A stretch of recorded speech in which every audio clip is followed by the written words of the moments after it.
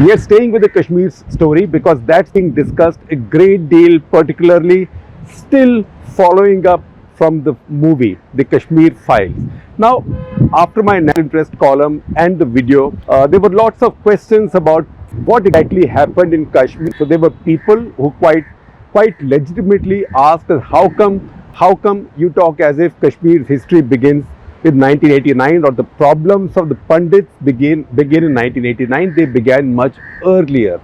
Others say, look, Kashmir's history goes back to 1947. Some others would say to 5 centuries back. The Muslim rulers for the first time occupied or took charge of Kashmir or began to rule Kashmir. So we can't go everywhere. And if I start talking about all that's happened in Kashmir and all that's important since even 1947, we'll need not just one documentary, but many documentaries, not just one feature film, but many feature films. So this weekend, I've spent trying to figure out how to tell you this story as precisely as possible, or at least one installment of it. And that is what I'm going to try. I'm trying to do now. And as you can figure out, I am in Mumbai. So thank you, Mumbai, for the background. And there is a little bit of breeze. This is Mumbai and this is Marine Drive. So you have to bear with me on the breeze in case it interferes with the audio. But maybe you can feel the breeze. It's quite cool. Now, one way I thought we could look at Kashmir is in the way it's different from our other states. And that's an odd way. That's in terms of how few governors and how few even chief ministers it's had since independence. Now, thereby lies a story. The story is that essentially two things. Essentially, the state has been run from the center. It has not mostly it has not been run from Srinagar by an elected leader or an appointed leader. In fact, until the 1996 election, which was the first fair election in Kashmir's history, all elections were fixed and rigged, and chief ministers were just, unfortunately, puppets. So even when Sheikh Abdullah came back after his accord with Mrs. Gandhi in 1975, he was removed in 1977 as the government changed in Delhi. Janata came in, and again he came back and was never a full-term independent, full-term autonomous chief minister. Why? Because it was governed from Delhi. Because Kashmir was always caught between India and Pakistan as a big security problem, as the foremost security problem with either country, and that's why it was, the administration was so centralized. So if you look at Kashmir over 75 years, it's had only 9 or 11 governors, depending on how you count it. In fact, the number may even go down further if there's another way of counting it.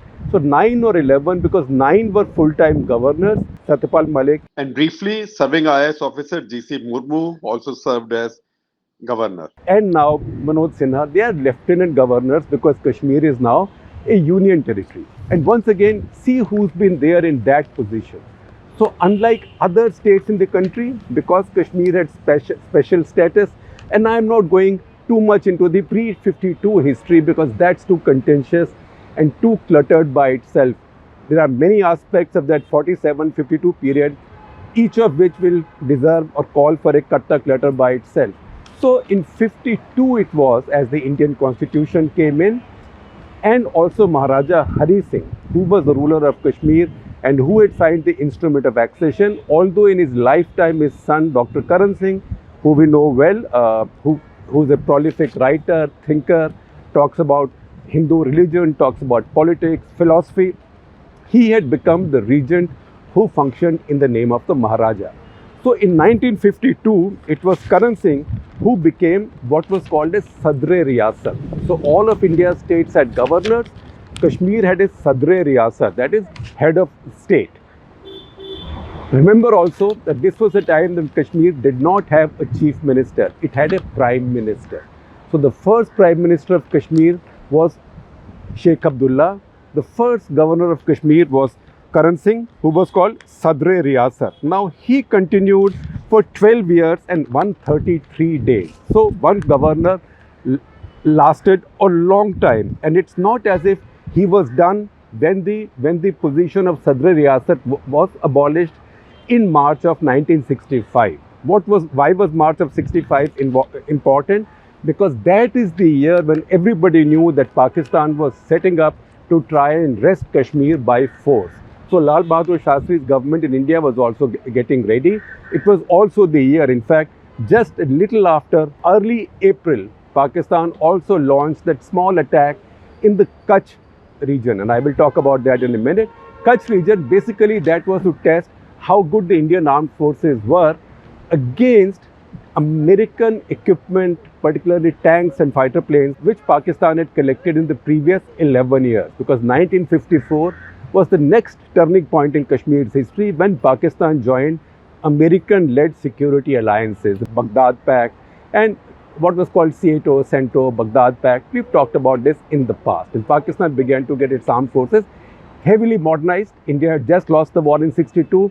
Indian armed forces were still being rebuilt. They were in a disarray. Although, mind you, a leader from this city, that is Y.B. Chauhan, had now become defense minister after Krishna Menon, and he was doing a fantastic job of reorganizing India's armed forces and also launching India's defense 5-year plans, defense modernization 5-year plans. But Indian armed forces were still in the process of reconstruction. So Pakistan checked out the Indian armed forces and they resolved in Kutch and thought Indian armed forces had come up wanting. So when the ceasefire was reached in Kutch, India agreed to international arbitration of the Kutch dispute. That arbitration award was given in 1968. It was an arbitration. 3 members were Gunnar Langren, Nasrullah Intizam, and Alice Babler. And they mostly gave Kutch disputed area to India, but a little bit to Pakistan. As we understand, in 1971 war, Mrs. Gandhi got the army to move there and reoccupy the areas which were given away to Pakistan as part of the Kutch Award, as it was called, and said that India rejects the Kutch Award. Anyway, that was a distraction, but an important one. Now, March 30, as Pakistan is building up, India realizes that the status of Kashmir has to change. Now, I've said many times that special status of Kashmir has been diluted. It's almost been diluted in a halal form. Slowly. The BJP on 5th August 2019 completed the job with a jhatka. So the first one was March of 65 when the governor of the state ceased to be Sadr Riyasat. So then the Sadr Riyasat became governor. So the same governor continued and he again served for almost 2 years, a little more than 2 years. So his total tenure as governor, as Sadr Riyasat and governor, Dr. Karan Singh reigned for 14 years, 179 days.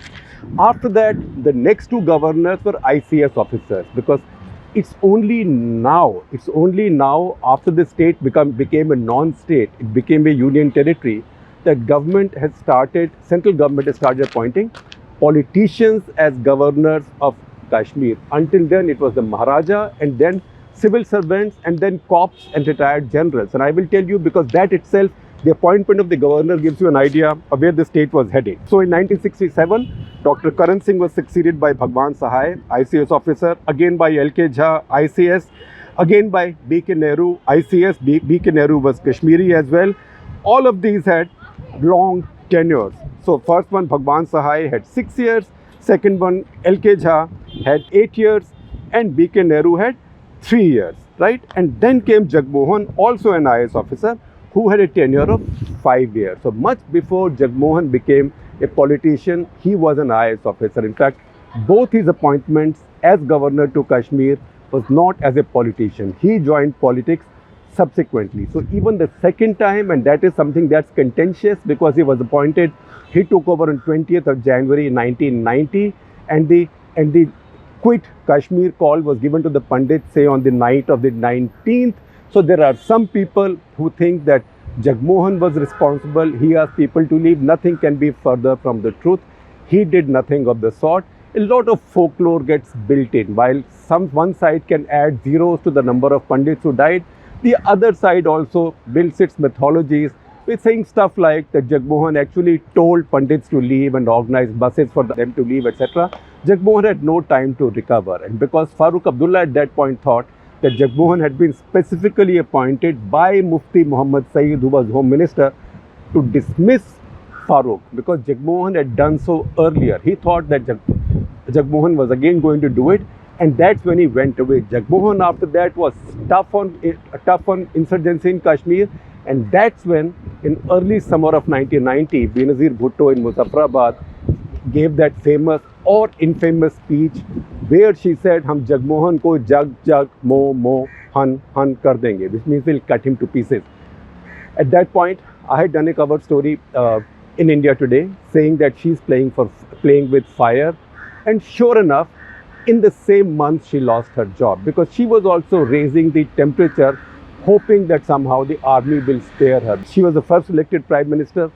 After Zia-ul Haq, the army had very little patience for her, so even her ratcheting it up with India did not help. And Jagmohan also lost his job somewhere around that time, and as did George Fernandes. That was a very confused government, VP Singh's government, because they sent Jagmohan apparently to beat up the insurgents, beat up the Kashmiris, whereas George Fernandes was sent separately as Minister for Kashmir Affairs as an additional charge to apply the balm. So as we used to say, Jagmohan डंडे मारेगा और उसके बाद में George Fernandes सबको आयोडेक्स लगाएगा. So this was a super confused policy by a super confused government, which was supported from outside by the left and most importantly by the BJP.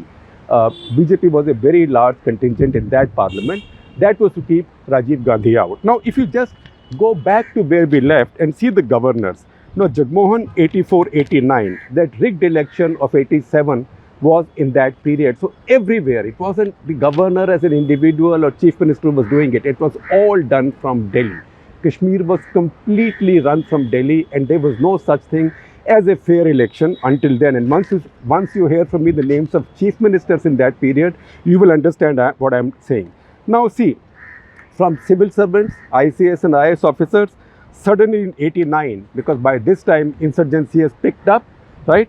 General Kv Krishna Rao is sent as governor. He is a reputed former army chief, a formidable man. I will tell you only one story about him, which I reported, which he said in an interview with me. He was standing at a Republic Day parade in Jammu when bombs went off almost under the dais. Next to him, a couple of people died. He showed great composure, former army chief, genuine soldier. He got up and carried on, and later there were calls for his resignation. And he had then said to me in an interview, in a published interview, he had said that, look, I am happy to leave, right? I have a governorship. I am happy to resign if that helps matters. But this is Kashmir. In this place, with an insurgency on, bomb blasts like these will take place. People like the governors will be targeted. If for each such event, you have to make the governor to resign, you will have to find many candidates for governor in Kashmir. So it's better that the governor holds their nerve and stays on. So that is the kind of situation Kashmir had come into by then. In fact, my sort of facetious way of explaining this then was that if you start changing a governor every time there is a bomb blast near him or an attempt on his life, you will need to change governors of Kashmir more often than we change coaches for India's hockey team, which used to be doing disastrously at that time. 4 tournaments in a year. After losing each one, we used to change the coach. Now, General Kv Krishna Rao, he had a short tenure because, while he was there, governments were in transition. Rajiv Gandhi lost in 89, new government came in, so new governments want their own governors, and also there was a demand to send Jagmohan back there. So Krishna Rao was recalled and Jagmohan was sent in. But Krishna Rao has a second innings, and that is thereby lies another story. So Jagmohan now only served a few months from 19 January 1990 to 26 May 1990. Then came Gary Saxena. Now, from civil servants to a general, now you came to a former intelligence guy. So Gary Saxena was the former raw chief. So now you can also see that Kashmir had become purely an insurgency, terrorism, India-Pakistan situation. So Gary Saxena served almost 3 years, 1990 to 93. And then what happened? Once he was done with it, in 93, who came back? General Kv Krishna Rao came back. Now, the period when that insurgency was fought really brutally and strongly by the Indian state and very successfully, that I sometimes also call the Haider phase of insurgency in Kashmir. Haider, the movie, that is set in that period. That was fought under Narasimha Rao's watch in Delhi. And the two governors who did that job were Gary Saxena, followed by Kv Krishna Rao. Now Kv Krishna Rao had a 5-year plus tenure. That's the reason I said he had a second innings. And you know, like we used to say earlier for the Indian cricket team, we used to play our second innings longer and better than our first innings. There was a joke about that, why don't we play our second innings first? But that besides, he came back, General Krishna Rao came back, 93 to 98. Who replaced him? Kashmir's game of musical chairs. Once he was done after his 5 years and 50-something days, Gary Saxena came back because you needed someone trustworthy from the security machinery, deeply trusted by all political sides, and somebody who by now knew what the job was in Kashmir, and somebody who belonged to the security and intelligence establishment. So former Raw Chief Gary Saxena again came back as governor. Now he had a full 5-year tenure. So 3 years earlier. So you can see these governors, you might count them as 1, 2, 3, 4, 5, 6, 7, 8, but many of them are serving 8, 9, 10, up to 14 years. That's because, once again, Center appointed the governor and Center worked through the governor. Then, after him, again a General S.K. Sinha, he had actually been superseded by Mrs. Gandhi when she promoted General Vaidya, A.S. Vaidya as the army chief, on the argument that General Vaidya had combat experience. He had Mahavir Chakra and Bar. Unfortunately, was assassinated by Sikh terrorists in Pune after Operation Blue Star, because he was the army chief during Operation Blue Star. Just General S.K. Sinha was superseded and he resigned. He was also superseded, frankly, because he was seen to be close or some way related to Jayaprakash Narayan or people not pro-Indira Gandhi in national politics. So now that NDA was in power, 2003, General S.K. Sinha was sent to Kashmir. He also spent 5 years. And after this came the evergreen civil servant, N.N. Vora. N.N. Vora served a full 10 years and 59 days. That is from 2008 to 2018.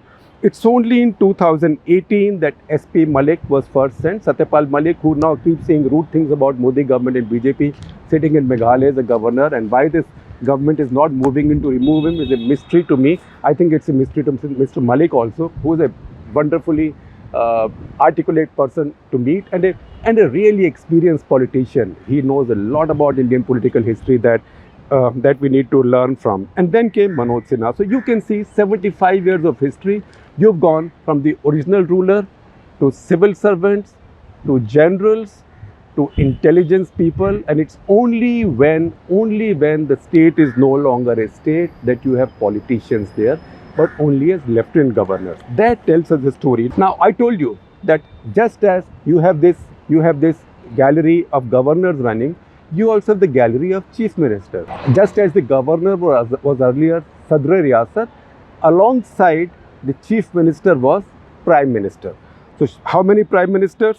Meher Chand Mahajan, he was an independent. He was not even a party man, but he was appointed prime minister in 47, 48. But we are really leapfrogging forwards. 48 to 51, Sheikh Abdullah was prime minister. Again, as I said, this story begins with 52. 52, he continued on as prime minister and spent about 2 years. By 1953, he had his falling out with Jawaharlal Nehru, and Nehru had put him under arrest and house arrest.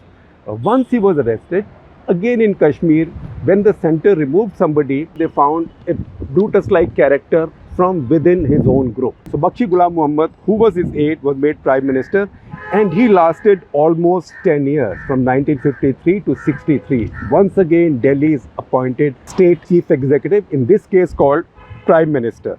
Then came Khwaja Shamsuddin in the interregnum between 1963-64, just for a year. And then Ghulam Muhammad Sadiq. You remember all those names? If you Google them, you will find 3 lines, 4 lines. They were not politicians of great consequence, but they were just there because you had to have the pretense of a government. Everything was done from Delhi. And sadly, a lot was done by intelligence people. A lot of Kashmir policy in India and in Pakistan has been run by the agencies, as they are called, military or non-military. GM Sadiq came back after 1965 and served for 7 years. So he carried on till 12 December 1971. That's a very significant date. Why? Because it is when Bangladesh war is going on. On 16 December, it is that Pakistani army surrenders in Bangladesh. In the middle of the war, once Mrs. Gandhi was sure she was winning, GM Sadiq was removed, and who replaced him? Again, one of the aides. Again, one of the so-called, I say it non-judgmentally, because in politics, everybody is a Brutus. Everybody thinks that they can stab the boss or the leader to whom they swear so much loyalty in the back. It was a man called Syed Mir Qasim, who again lasted from 71 to 75. And that's when history of Kashmir took a new turn. And this is when Mrs. Gandhi, she was quite strong. At this point in 1975, she went ahead and she made peace with Sheikh Abdullah. She signed a peace accord. She brought him back. Power was handed back to him, but he lasted only 2 years. In fact, 2 years and 29 days. When Janta government came, they got rid of him. But in the subsequent election, again he won, and then he ruled. That government lasted for 5 years. Sheikh Saab came back, then he died in harness, and Farooq succeeded him on the same day. Farooq completed the remainder of the term, and then Farooq came back to power. But that government was allowed to survive only 2 years and 84 days, around which time Congress, at that point, as it was called, got impatient that Congress was not in power. So they put up Farooq's own brother-in-law, Gul Shah or Gul Muhammad Shah, not a particularly likable man. And that's one story I covered, when Congress created this environment as if Congress workers were being beaten up everywhere. And there were allegations that they were being subjected to Nuremberg-like trials in the jail, right? That is, and you will see some screenshots of those stories on your screen. So that was an 84 story. And then came GM Shah, very infamously, lasted a very short while, not long at all, just about 2 years. Then Farooq comes back in 1986. 1987 is a fresh election, and we know what happened in that election. That's when the big time rigging took place, and Muslim United Front came up, many of whose members, who were defeated through rigging, later joined the Hurriyat and also active insurgencies. So by 1990, things had gone really bad. 1990 is the year of the Pandit's departure. That's when President's rule continued for a full 6 years in Kashmir, for a full 6 years. And that is the period when General Kv Krishna Rao and former Raw Chief Gary Saxena were governors. That was a very tough period. 1996 was the first fair election. That is when Farooq came to power with their majority and lasted full 6 years. That was a big deal. So when Pakistanis say that, look, you should have democracy in Kashmir, your democracy is a sham, my immediate Twitter class reply to them is that at least in Kashmir, we have elected governments, complete their full term and then go home. In Pakistan, who does it? No elected prime minister has completed a full term. A party's government may have, but not the same prime minister. So that is the difference. First fair election, it lasted for 6 years.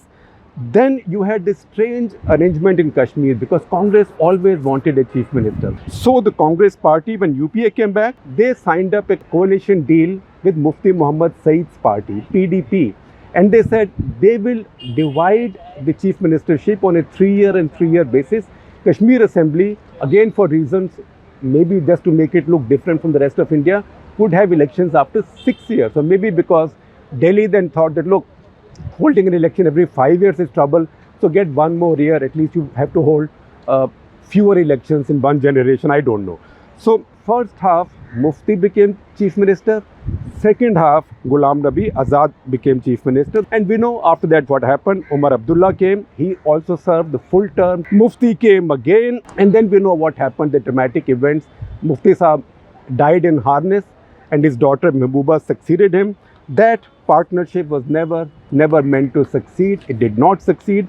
And that led to the events of August 5, 2019. So if you want to understand in Kashmir, where did we begin and where we have come from, this is one way of looking at it. If you want me sometime to start with the Durrani Empire, then that will take several hours.